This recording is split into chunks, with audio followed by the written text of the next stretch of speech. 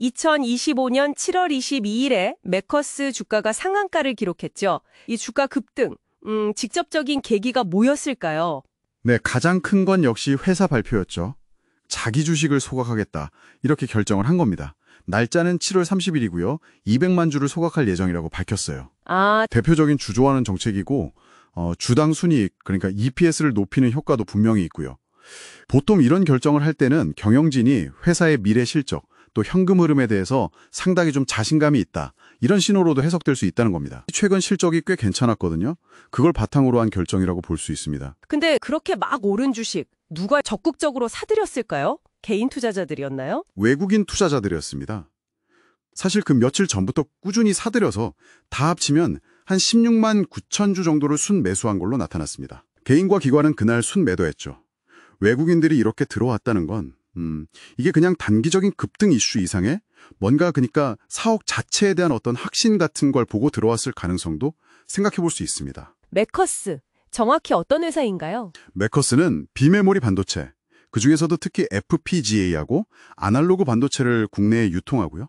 또 중요한 게 기술 지원까지 제공하는 그런 전문 기업입니다. 뭐 예를 들면 AMD, 자일링스를 인수했죠.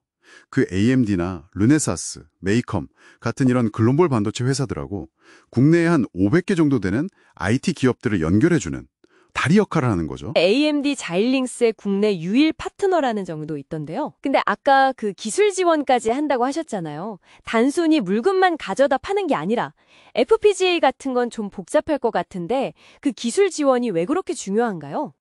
고객이 현장에서 직접 설계를 변경하거나 프로그래밍해서 쓸 수 있는 반도체거든요. 그래서 이게 뭐 데이터 센터나 요즘 뜨는 AI 가속기, 아니면 항공우주, 방산같이 아주 복잡하고 부가가치가 높은 분야에 주로 쓰입니다. 그 설계 지원부터 실제 구현까지 상당히 높은 수준의 기술 지원을 필요로 해요. 매커스가 바로 그 역할을 해주는 거죠.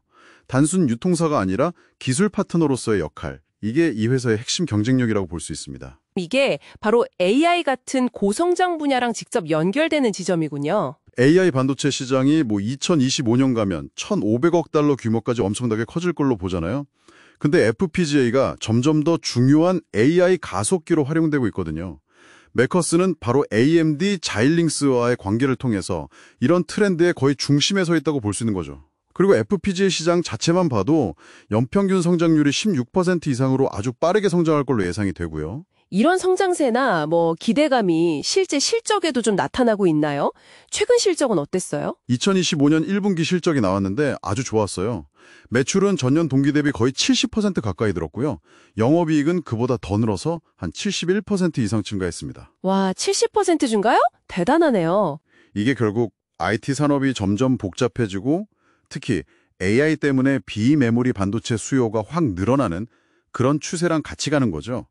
이번 자기주식 소각도 사실 이런 탄탄한 실적, 현금 흐름이 있으니까 가능한 자신감의 표현이다, 이렇게 볼 수 있는 거고요. 매커스는 단순 유통을 넘어서 이제 전략적인 파트너십, 그리고 부가가치가 높은 기술 서비스를 통해서 AI나 데이터 센터 같은 핵심 기술 트렌드의 수혜를 직접적으로 입고 있는 기업의 모습을 잘 보여주고 있죠. 자기주식 소각은 최근에 이런 좋은 실적, 긍정적인 신호를 시장에 더 강하게, 확실하게 보여주는 역할을 했다고 봅니다.